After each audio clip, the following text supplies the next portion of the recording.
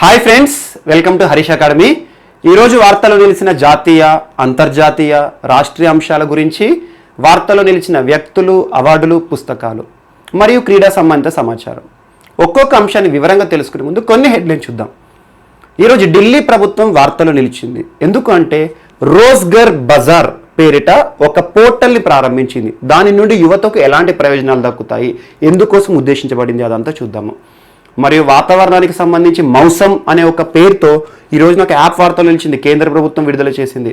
దాని యొక్క ప్రయోజనాలు ఏంటి, అది ఏ రకంగా ప్రజల్ని అలర్ట్ చేస్తుంది, అదంతా చూద్దాము. మరియు దాంతోపాటు గడిచిన నెల 2 నెలల నుండి మనం తరచూ నేర్చుకుంటున్నాం ఒక అంశం. అదేంటంటే కుమార్ సశక్తికరణ్ యోజన. సో కుమ్మరి వారికి సంబంధించి పోఖ్రాన్, వారణాసి గురించి మనం నేర్చుకున్నాము. ఈ రోజున గాంధీనగర్ వార్తలు నిలిచింది, దాని గురించి చూద్దాము. మరియు చైనాకి సంబంధించిన యాప్ల పైన కేంద్ర ప్రభుత్వం యొక్క నిషేధం అనేది కొనసాగుతోంది. ఈ రోజున కూడా వార్తల్లో మళ్ళీ యాప్స్ నిలిచాయి. అలా చైనాకి సంబంధించి ఈ రోజున కొన్ని అంశాలు కూడా ఉన్నాయి. అమెరికాకి చైనాకి మధ్యలో జరుగుతున్న ఘర్షణలో కాన్సులేట్లు కూడా ఈరోజు వార్తలు నిలిచినాయి. అవేంటో చూద్దాము. మరియు పోలాండ్ ఈరోజు వార్తలు నిలిచింది. ఎందులో నుండి పోలాండ్ బయటికి వస్తుంది, దానికి సంబంధించిన అంశం ఏంటో అది చూద్దాము. మరియు మోస్ట్ ఇంపార్టెంట్, ఈరోజు పత్రికా స్వేచ్ఛకు సంబంధించి ఒక ఆర్టికల్ వార్తలు నిలిచింది.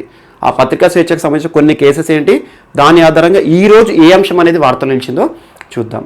సో ఒక్కొక్కటి ఇన్ డీటెయిల్గా మనం తెలుసుకుందాం. ముందుగా సో తమిళనాడుకి సంబంధించి తమిళనాడు చూడండి, ఇటీవల తరచూ వార్తలు నిలుస్తోంది. ఇటీవల మనం తమిళనాడుకు సంబంధించి ఒక అంశాన్ని చూసాం. ఉపాధిని కల్పించడానికి రకరకాల ఒప్పందాలు చేసుకుంటుంది, ఎంఓయూస్ అని. మరియు first quarter of the financial year, ఈ ఆర్థిక సంవత్సరంలో ఫస్ట్ క్వార్టర్లో అత్యధిక పెట్టుబడులు ఆకర్షించిన రాష్ట్రంగా నేర్చుకున్నాము. ఈ రోజున తమిళనాడు ప్రభుత్వం, తమిళనాడు రాష్ట్ర ముఖ్యమంత్రి ఎడప్పాడి పళనిస్వామి. సో పళనిస్వామి అని గుర్తుంచుకోండి, పళనిస్వామి గారు. అండ్ గుర్తుంచుకోండి, తమిళనాడు ఎప్పుడైనా కూడా సంక్షేమం పైన ఎక్కువగా చర్యలు తీసుకుంటుంది. కొన్ని రాష్ట్రాలు ఏంటంటే వృద్ధి పైన దృష్టి సారిస్తాయి, కొన్ని రాష్ట్రాలు అభివృద్ధి పైన దృష్టి సారిస్తాయి. వృద్ధి అంటే మనం పేపర్లో మాత్రమే గణాంకాలు అద్భుతంగా కనబడతాయి, కానీ అభివృద్ధిలో సంక్షేమం కూడా మిళితమై ఉంటుంది. ప్రజల ఆరోగ్యం ఎలా ఉంది, విద్యా వ్యవస్థ ఎలా ఉంది, గృహ సౌకర్యాలు ఎలా ఉన్నాయి, అలాంటి అంశాలపైన తమిళనాడు ఎక్కువ దృష్టి సారిస్తుంది. అందుకే చూడండి, హ్యూమన్ డెవలప్మెంట్ ఇండెక్స్లో భారతదేశంలో కనుక కన్సిడర్ చేస్తే తమిళనాడు, కేరళ, వెస్ట్ బెంగాల్ ఇలాంటి రాష్ట్రాలు ముందులో ఉంటాయి. మిగతా రాష్ట్రాలు ఎకనామికల్గా గ్రోత్ సాధించిన రాష్ట్రాలు ఈ వెనుకలో ఉంటాయి. సో ఈరోజు తమిళనాడు ఏం చేస్తుంది, మనం చూస్తూ ఉన్నాము. లాక్డౌన్ కాలం కాదు, కరోనా పరిస్థితుల్లో మొదటి నుండి కూడా మాస్కుల యొక్క అవసరం ఏంటి, మాస్కులు ఏంటి అని చెప్పేసి మాస్కుల పైన ఆధారపడి ఈరోజు భారతదేశంలో చాలా పరిశ్రమలు కూడా పనిచేస్తున్నాయి. సో మాస్క్ బిజినెస్ అనేది ఈరోజు ఉధృతంగా ఉంది చాలా. ఎందుకంటే మాస్క్ అనేది ప్రతి ఒక్కరికి ఈరోజు ఎసెన్షియల్. సో అలాంటి మాస్కులను దృష్టిలో ఉంచుకొని తమిళనాడు ప్రభుత్వం నెల ఇచ్చే రేషన్ ఏదైతే ఉంటుందో, రేషన్ ఉంటుంది కదా మనకు, బియ్యము, గోధుమలు, పప్పులు కానివ్వండి, ఒక వ్యక్తికి బతకడానికి కావాల్సిన కనీస ఆహార పదార్థాలు ఏవైతే ఉంటాయో ప్రతి రాష్ట్ర ప్రభుత్వం నుండి, కేంద్ర ప్రభుత్వం నుండి నెల పబ్లిక్ డిస్ట్రిబ్యూషన్ సిస్టమ్ PDS ద్వారా ration, white ration, pink ration మనకు తెలుసు కదా, అలా ఏవైతే ప్రభుత్వం నుండి సరఫరా అయ్యే వస్తువులు ఉంటాయో వాటితో పాటు ఈ రోజున ఎసెన్షియల్గా మాస్క్ని కూడా చేర్చింది. సో మాస్కులని కూడా ఇక రేషన్తో పాటు డిస్ట్రిబ్యూట్ చేస్తాము. రీయూజబుల్ మాస్క్ అంటారు. రీయూజబుల్ అంటే ఏంటంటే మాస్క్ మాసింది అనుకోండి, ఆటోమేటిక్గా దాన్ని మళ్ళీ శుభ్రం చేసుకొని లేదా పిండేసేసి మళ్ళీ వాడుకోవచ్చు అన్నట్టు. అలాంటి రీయూజబుల్ మాస్కులను రేషన్తో పాటు పంచుతున్నట్టుగా తమిళనాడు ప్రభుత్వం కీలక ప్రకటన చేసింది, పంచను కూడా ప్రారంభించింది. అలా దాదాపు రాష్ట్రంలోని 4.4 కోట్ల 40 లక్షల మందికి ఈ రోజున మాస్కులను పంచే కార్యక్రమం చేపట్టింది. సో మోస్ట్ ఇంపార్టెంట్, ఎందుకంటే మాస్కుల అవసరం అనేది చూడండి, చాలా మందికి పాపం ఏంటంటే బిలో పావర్టీ లైన్ ఉన్న వాళ్ళు కొంతమంది మాస్కులను కొనే స్తోమత కూడా ఉండదు, ఏదో ఒకటి అడ్డుగా పెట్టుకుంటున్నారు. అలాంటి వారందరికీ కూడా ఈ సంక్షేమ చర్యల్లో భాగంగా కరోనా బారిన పడకుండా ప్రభుత్వాలు కాపాడాలి, అందుకోసమని మాస్కులను పంచుతున్నాయి. సో ఇది ఒక అద్భుతమైన చర్య. ఈరోజు తమిళనాడు మాస్కులను పంచే కార్యక్రమం ఎందులో భాగంగా అంటారు, రేషన్ సామాన్తో పాటు మాస్క్ కూడా వస్తుంది ఒక్కొక్క వ్యక్తికి. సో ఇది ఒకటి మోస్ట్ ఇంపార్టెంట్ తమిళనాడు. అండ్ ఇంకొకటి, అభ్యర్థులు ఏదైతే ఉందో ఇప్పుడు డిజిటల్ బోర్డులో నేను రాసేది ఏదైతే ఉందో, ఇది డిజిటల్ బోర్డు కాబట్టి కామన్గా జస్ట్ రబ్ చేస్తే సరిపోతుంది. దీన్ని డస్టర్ అనేది వాడకూడదు. ఎందుకంటే చాలామంది కామెంట్లు పెడుతున్నారు, డస్టర్ వాడండి సార్, డస్టర్ వాడండి అని. సో దీనిపైన డస్టర్ అనేది పనిచేయదు. ఇది డిజిటల్ బోర్డు కాబట్టి సింగిల్ ప్రెస్తో సరిపోతుంది, సింగిల్ ప్రెస్తో ఆటోమేటిక్గా రబ్ అయిపోతుంది. సో డస్టర్ అని కామెంట్ పెడుతున్నారు కదా, అందుకోసం ఒక చిన్న క్లారిఫికేషన్ ఇచ్చాను. సో దీనిపైన ఎలాంటి డస్టర్ పనిచేయదు. ఓకే, సో ఇక నెక్స్ట్ టాపిక్ మనకు ఢిల్లీకి సంబంధించి. ఢిల్లీ ఇటీవల ఢిల్లీ, ఇందాక మనం రేషన్ గురించి నేర్చుకున్నాం కదా, తమిళనాడు ఇంటింటికి ఏదైతే ఉంటుందో తమిళనాడు రేషన్లో భాగంగా మాస్కులని పంచుతుంది అన్నాను. ఇటీవల అలాంటి రేషన్కి సంబంధించి ముఖ్యమంత్రి గర్గర్ రేషన్ యోజన అని చెప్పేసి ఒకటి చెప్పాను. అంటే ఇంటింటికి రేషన్ సరఫరా చేసే విషయంలో ఢిల్లీ ప్రభుత్వం జస్ట్ 2 days బ్యాక్ మీకు అదంతా అంశమంతా వివరించాను. గర్గర్ రేషన్ యోజన ఏంటి, ఏ రకంగా ఇంటింటికి పంచుతారు, అలా క్యాబినెట్ నిర్ణయం ఏంటి, ఎప్పుడు అమలుకి వస్తుంది, అదంతా నేర్చుకున్నాం. ఈ రోజున ఢిల్లీ ప్రభుత్వము మరొక కీలక అంశాన్ని ప్రతిపాదించింది, ఆమోదం కూడా పొందింది. ఢిల్లీ ప్రభుత్వం యొక్క క్యాబినెట్ ఆమోదం కూడా పొందింది. అదేంటంటే రోజ్గర్ బజార్ అనే పేరుతో ఒక పోర్టల్ ప్రారంభించింది. ఆన్లైన్ పోర్టల్ అంటే ఏముంటుంది? పోర్టల్ అంటే ఏమి, ఒక వెబ్సైట్. ఇందులో అంశాలు ఏంటంటే, ఇప్పుడు కోవిడ్ పరిస్థితుల కాలంలో చాలామంది ఉపాధి ప్రశ్నార్థకమైంది. ఇలాంటి ఉపాధి ప్రశ్నార్థకమైన వ్యక్తులు ఎవరైతే ఉంటారో వారందరూ కూడా మళ్ళీ ఉపాధి కోసం ప్రయత్నాలు చేస్తారు. ఎందుకంటే బ్రతకడానికి ఏదో ఒకటి చేయాలి. అందులో భాగంగా ఉపాధి కల్పించే అవకాశాలు ఏ సంస్థ చేయట్లేదు. ఎందుకంటే ఆర్థిక పరంగా ప్రతి పరిశ్రమ పైన కూడా కోవిడ్ ప్రభావం ఉంది. ఇలాంటి పరిస్థితిలో జాబ్ సీకర్స్కి అంటే ఏంటి, ఎవరికైతే ఉపాధి కోల్పోయిన వాళ్ళు ఉంటారో, ఉపాధి ఆశావహులు ఉంటారు కదా, నాకు జాబ్ కావాలని, వారికి అండ్ ఎంప్లాయర్స్ ఎవరైతే ఉంటారో, ఇండస్ట్రీస్ ఉంటాయి కదా, జాబ్ ప్రొవైడ్ చేసేవాళ్ళు, సంస్థలకి మరియు వ్యక్తులకి మధ్యలో, వ్యక్తులకి ఏంటి జాబ్ కావాలి, ఏదో ఒక ఉపాధి కావాలి, సంస్థలకి ఏంటి ఉద్యోగులు కావాలి.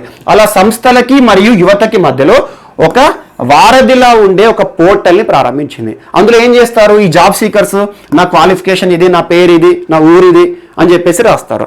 ఈ పరిశ్రమలు ఏం చేస్తాయి, అందులో నుండి వాళ్ళకి కావాల్సిన క్వాలిఫికేషన్స్, కావాల్సిన ఎక్స్పీరియన్స్ ఏవైతే ఉంటాయో అందులో నుండి క్యాండిడేట్స్ని సెలెక్ట్ చేసుకుంటాయి. అలా ఒక వారధిలా ఉండే రోజ్గర్ బజార్. రోజ్గర్ అనే పదం ఎక్కడున్నా గుర్తుంచుకోండి, ఎంప్లాయ్మెంట్ సంబంధించిన పదం. సో రోజ్గర్ మ్యాగజైన్ అని మనకు నెల వస్తుంది, మనకి నెల కాదు వారానికి ఒకసారి వస్తుంది రోజ్గర్ మ్యాగజైన్ అనేది. అలా ఉపాధికి సంబంధించి, ఉద్యోగ అవకాశాలకు సంబంధించి ప్రచురితం అవుతుంది.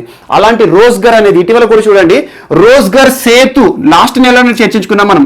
రోజ్గర్ సేతు పేరిట మధ్యప్రదేశ్ రాష్ట్ర ప్రభుత్వం కూడా ఇలాంటి కార్యక్రమం చేపట్టింది. సేతు అంటే వారధి, రోజ్గర్ అంటే ఉపాధి కోసం వారధిలో పనిచేస్తుంది. ఏం చేస్తుంది, ప్రభుత్వం మధ్యలో ఉంటుంది, ఒక పోర్టల్ రూపొందిస్తుంది. మనకు ఉపాధి కావాల్సిన వాళ్ళు ఎవరైతే ఉంటారో ఉద్యోగ అవకాశాల కోసం ఆ పోర్టల్లో ఆన్లైన్లో అప్లై చేస్తారు. ఈ అప్లికేషన్స్ ఆధారంగా పరిశ్రమలు కానీ సంస్థలు ఏవైతే ఉంటాయో వాళ్ళకి కావాల్సిన వాళ్ళని తీసుకుంటాయి. అలా ప్రభుత్వం మధ్యలో ఉండి వారి అవసరాలను తీరుస్తుంది, వీళ్ళకి కావాల్సిన ఉపాధిని కల్పిస్తుంది. అలాంటి రోజ్గర్ బజార్ అనేది ఈ రోజున ఢిల్లీ ప్రభుత్వం. రోజ్గర్ సేతు క్రితం నెలలో మధ్యప్రదేశ్, దాదాపు మేలోనే వచ్చింది రోజ్గర్ సేతు అనేది. సో ఈ రకంగా రోజ్గర్ బజార్ పేరుతో మళ్ళీ ఢిల్లీ ప్రభుత్వం వార్తలో నిలిచింది. రోజ్గర్ బజార్. కుమార్ సశక్తికరణ్ యోజన, కుమార్ సశక్తికరణ్ యోజన.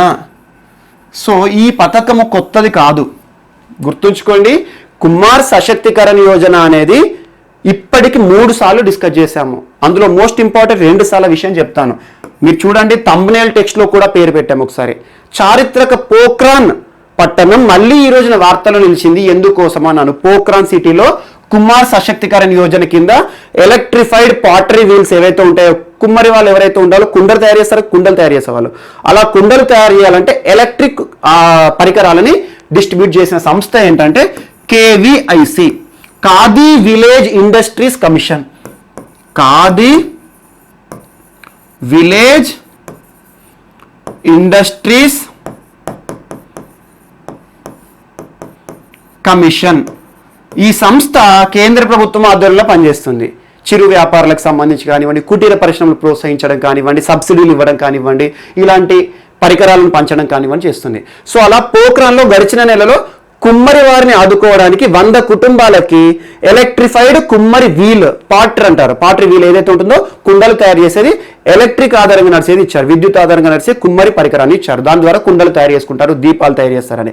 ఆ తర్వాత మళ్ళీ 15 రోజుల వార్తలు ఎక్కడ నిలిచింది, వారణాసి అండ్ చారిత్రక నగరాలు 2 సార్లు కూడా వార్తలు నిలిచినాయి. వారణాసి నరేంద్ర మోడీ గారి నియోజకవర్గం. వారణాసిలో కూడా ఖాదీ విలేజ్ ఇండస్ట్రీస్ కమిషన్ వారు ఈ పథకాన్ని చేపట్టడం జరిగింది. ఈ రోజున మళ్ళీ వార్తలు నిలిచిన అంశం ఏంటంటే, ఈరోజు khadi village industries commission Gandhi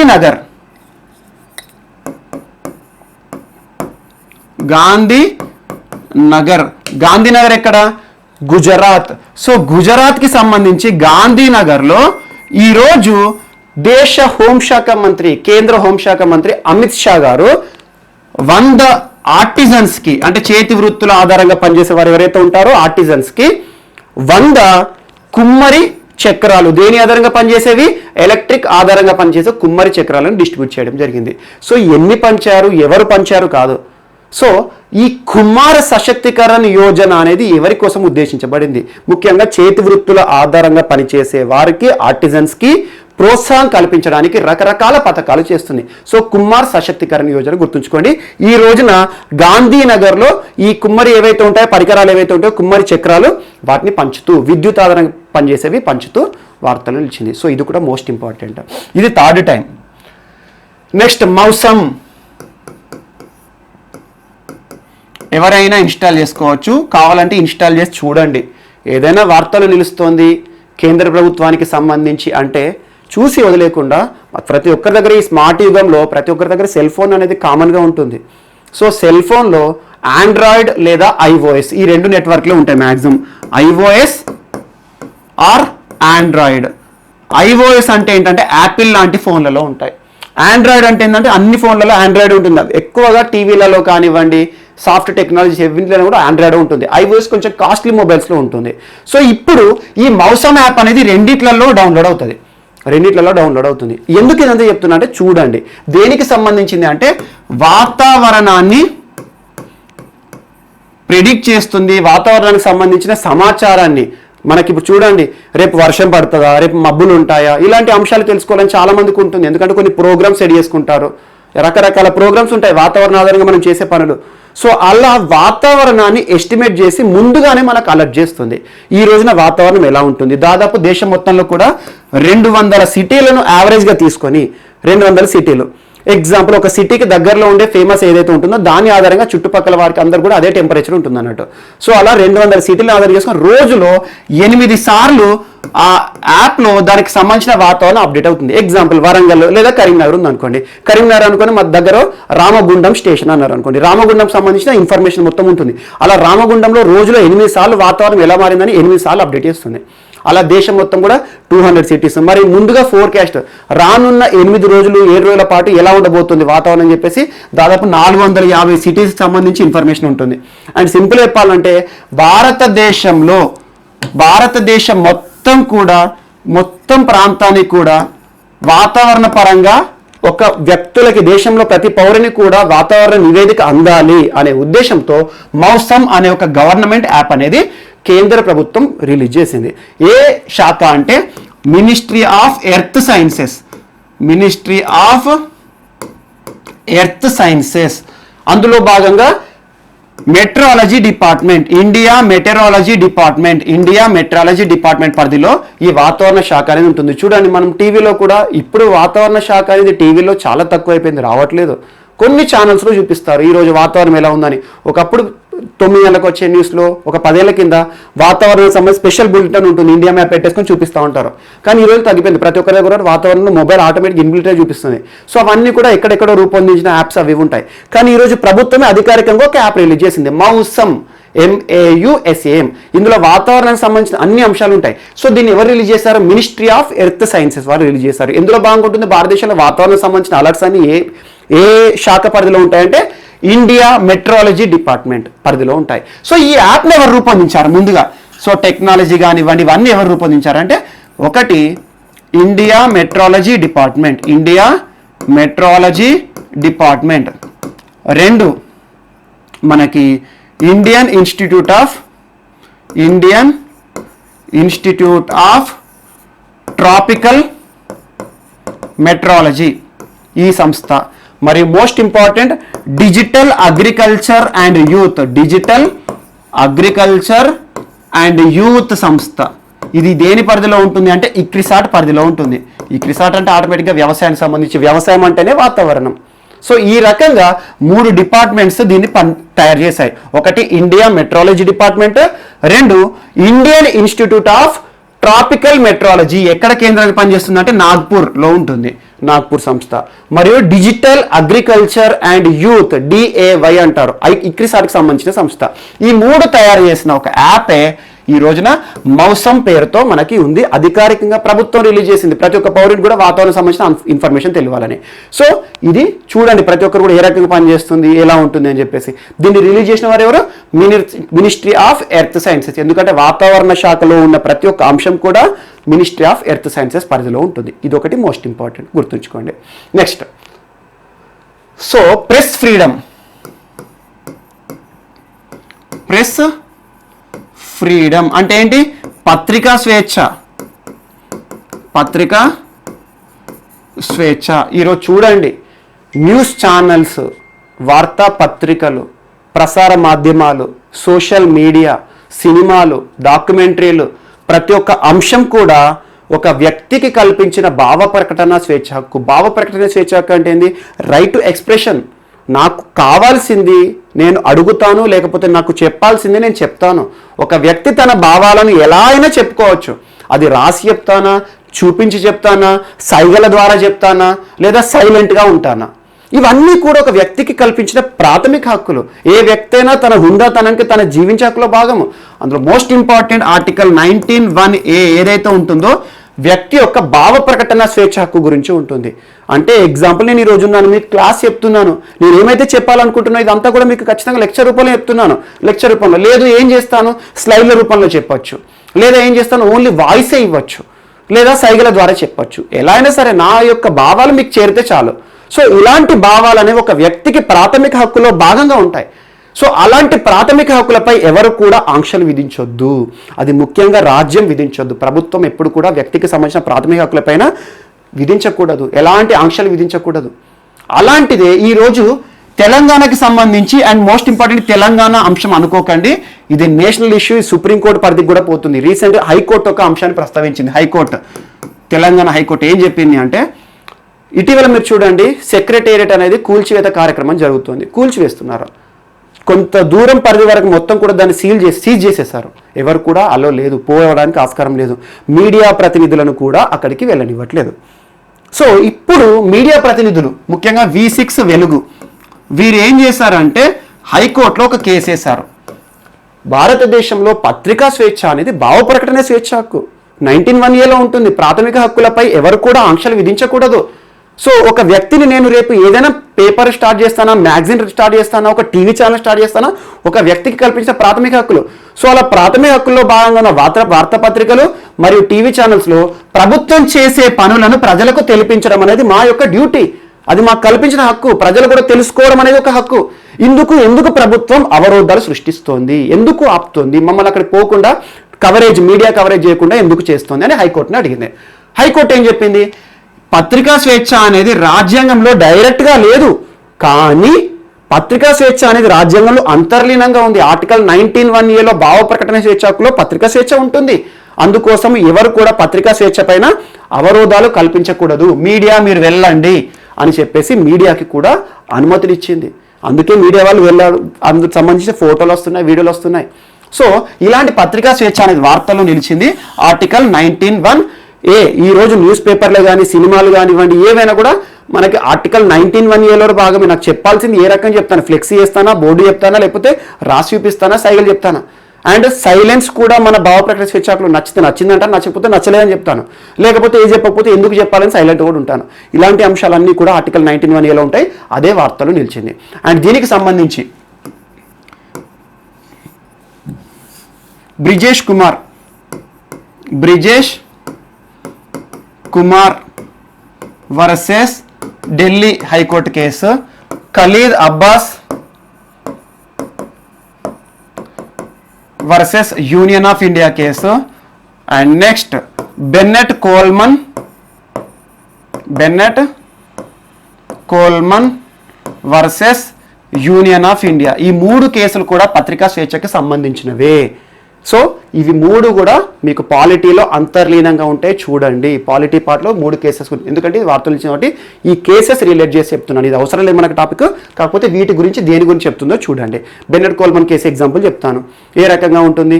ఒక వార్తాపత్రికను ప్రారంభించిన నేను ఆ వార్తాపత్రికలో ఎన్ని పేపర్స్ నడపాలి, ఎంత పెద్దగా రాయాలి, అదంతా నా ఇష్టం. సో పత్రికల పేపర్లకు సంబంధించి ఇన్ని పేజీలే రాయండి మీరే అని చెప్పేసి ప్రభుత్వం ఎలాంటి ఆంక్షలు పెట్టొద్దు. ఎన్నైనా రాస్తాను, పేపరే రాస్తాను, బుక్కే రాస్తాను, ప్రజలందరూ తెలిసేలా మొత్తం రాస్తాను, అది నా ఇష్టం. అది బెన్నెట్ కోల్మన్ కేసు కానివ్వండి. అండ్ ఇంకోటి చూడండి, సినిమాలకు సంబంధించి సెన్సార్ చేస్తారు. సినిమాలు, డాక్యుమెంటరీలు సెన్సార్ చేస్తారు. సెన్సార్ అంటే ఏంటంటే ప్రజలకు తెలిసే ముందే సెన్సార్ బోర్డు అనేది ప్రభుత్వ ఆధ్వర్యంలో ఉంటుంది, సెంట్రల్ గవర్నమెంట్ ఆధ్వర్యంలో సెన్సార్ బోర్డు చూసి అందులో యువత పైన కానివ్వండి, పిల్లల పైన కానివ్వండి ఏమన్నా ప్రభావం చూపెట్టి ఉన్నాయని చెప్పేసి సెన్సార్ సర్టిఫికేట్స్ ఇస్తారు. నేషనల్ సెన్సార్ బోర్డ్ సర్టిఫికేట్ అంటారు. అందులో యు అని, యు బై అని, ఏ అని ఇస్తారు. అలా సెన్సార్ చేస్తారు. కానీ పత్రికలకు మరియు న్యూస్ ఛానల్స్కి ఎలాంటి సెన్సార్ ఉండదు. మన ముందుకు వచ్చే తెలిసే వరకు కూడా ఎలాంటి సెన్సార్ ఉండదు. దానికి సంబంధించిన ఫేమస్ కేసు ఏంటి అంటారు. ఇలాంటివన్నీ అంశాలు ఇక్కడ ఆర్టికల్ 19(1)కి సంబంధించి మీరు లింక్ చేసుకొని చదవండి.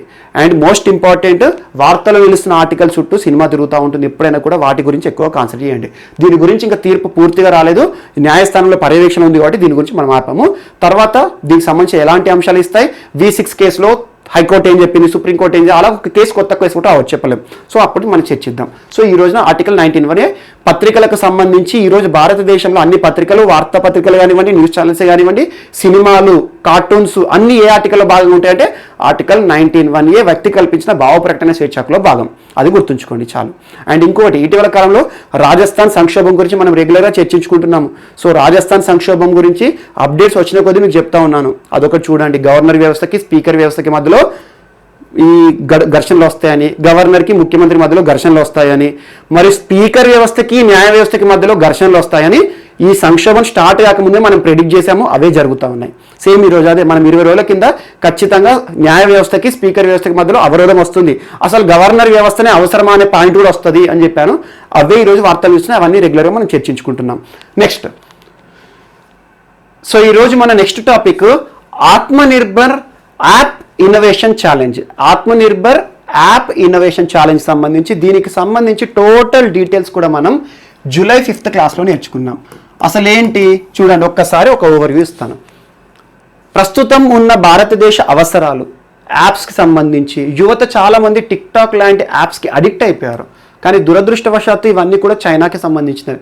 ఇటీవల భారతదేశానికి చైనాకి మధ్యలో ఏర్పడిన అంశాల ఆధారంగా మన భారతదేశానికి భద్రతా అంశాల్లో చైనా కొన్ని తప్పులు చేస్తోంది, అవరోధాలు సృష్టిస్తోంది, ఒక వ్యక్తికి సంబంధించి కొన్ని డేటాని దొంగిలిస్తోంది. అలా రైట్ టు ప్రైవసీ అనేది మోస్ట్ ఇంపార్టెంట్. ఒక వ్యక్తికి సంబంధించి గోప్యత అనేది ప్రాథమిక హక్కు. ఏ వ్యక్తి అయినా కూడా తనకు మాత్రమే తెలిసిన రహస్యాలను ఉంచుకోవాలి. ఒక వ్యక్తికి మాత్రమే తెలిసిన రహస్యాలను ఎవరు కూడా దొంగిలించకూడదు. అలా పుట్టస్వామి కేసులో సుప్రీంకోర్టు చాలాసార్లు చెప్పింది. ఈరోజు కొన్ని కేసులు వచ్చి చూడండి, పుట్టస్వామి కేసే కానివ్వండి, బ్రిజేష్ భూషణ్ కేసే కానివ్వండి, ఇటువంటి మోస్ట్ ఇంపార్టెంట్. సో ఏదేమైనా సరే భారతదేశానికి సంబంధించి సెక్యూరిటీ రీజన్స్లో కొన్ని అంశాల ఆధారంగా చైనాకి సంబంధించి కొన్ని యాప్స్ 59 యాప్స్ పైన భారత ప్రభుత్వం నిషేధం విధించింది. ఐటీ యాక్ట్ 69A ఆధారంగా నిషేధం అనేది చూసాము. అలా నిషేధం విధించిన తర్వాత యువతకి చాలా యాప్స్ కోల్పోయిన ఫీలింగ్ అనేది ఉంది, టిక్టాక్ లాంటి యాప్స్. సో ఇప్పుడున్న అవసరాల్లో మనకంటూ సొంతగా యాప్స్ డెవలప్ చేసుకోవాలి. అందులో భాగంగా యువతని ప్రోత్సహించాలి. స్టార్టప్ కంపెనీలు, అంకుర పరిశ్రమలకి కూడా మనవంతుగా ప్రోత్సాహం ఇవ్వాలి. ఎంకరేజ్మెంట్ ఇస్తేనే ఎవరైనా ఏదైనా సాధిస్తారు. అందుకోసం ఏం చేశారు, భారతదేశ ప్రధానమంత్రి నరేంద్ర మోడీ గారు జూలై 4th నుండి ఒక ఛాలెంజ్ ఇచ్చారు. భారతదేశంలో ఉన్న ఔత్సాహిక యువకులు కానివ్వండి, స్టార్టప్ కంపెనీలు కానివ్వండి, ఎవరైనా సరే మన అవసరాలను తీర్చే యాప్స్ ఇన్నోవేటివ్గా రూపొందించండి. అలా రూపొందిస్తే మా ప్రభుత్వం నుండి మీకు ఖచ్చితంగా ప్రోత్సాహకాలు ఇస్తాము, బహుమతులు ఇస్తామని చెప్పేసి రకరకాల కండిషన్స్ ఏమి ఇచ్చారని చెప్పేసి మనం నేర్చుకున్నాము. సో ఈ రోజున జూలై 26th సంబంధించి ఈ యాప్ ఇన్నోవేషన్ ఛాలెంజ్కి సంబంధించి చివరి డేట్ అనేది ముగిసింది. సో ఇప్పుడు దీనికి సంబంధించిన డేటా అనేది గవర్నమెంట్ రిలీజ్ చేసింది, ఎంతమంది యాప్ ఛాలెంజ్ని స్వీకరించారు అని. అందులో 6,940 మంది 6940 మెంబర్స్, కొన్ని అంకుర పరిశ్రమలు ఉన్నాయి, కొంతమంది వ్యక్తులు ఉన్నారు. ఈ యాప్ ఛాలెంజ్ ప్రధానమంత్రి నరేంద్ర మోడీ గారు వేసిన యాప్ ఛాలెంజ్ని స్వీకరిస్తున్నట్టుగా అప్లికేషన్లు పెట్టుకున్నారు. అందులో దాదాపు వ్యక్తులు, ఇండివిజువల్స్ 3,939 మంది వ్యక్తులు ఉన్నారు. అండ్ 3,001 అప్లికేషన్స్ ఏమో స్టార్టప్ కంపెనీలు, అంకుర పరిశ్రమల నుండి ఉన్నాయి. ఈ రకంగా యాప్ ఇన్నోవేషన్ ఛాలెంజ్కి సంబంధించి దానికి అప్డేట్ చేసుకోండి, ఎంతమంది యాప్ని స్వీకరించారు. అండ్ గుర్తుంచుకోండి, ఇందులో కనీసం 100 యాప్లు అద్భుతంగా మనకి పనిచేసిన ఇన్నోవేటివ్గా ఉన్న మన అవసరాలన్నీ తీరుస్తాయి. వేరే దేశం సంబంధించి ఏ యాప్లపైన కూడా మనం డిపెండ్ అవ్వాల్సిన అవసరం లేదు. స్వదేశీ టెక్నాలజీ, మేక్ ఇన్ ఇండియాలో భాగంగా, డిజిటల్ ఇండియాలో భాగంగా ఇవన్నీ అద్భుతంగా పనిచేస్తాయి. సో మన దేశ పౌరులు ఎవరైతే ఉంటారో వాళ్ళకి ప్రోత్సాహకాలు దక్కుతాయి, ఎంకరేజ్మెంట్ దక్కుతుంది ప్రభుత్వం నుండి. ఆటోమేటిక్గా మన యాప్లు మన కోసమే ఉంటాయి. మనం ఎలాంటి భద్రతా అంశాల గురించి ఆలోచించాల్సిన అవసరం లేదు. ఇలా ఈరోజు ఆత్మనిర్భర్ యాప్ ఇన్నోవేషన్ ఛాలెంజ్ అనేది అప్డేట్ అనేది వచ్చింది. నెక్స్ట్, సో ఇంకొకటి, dream to dare to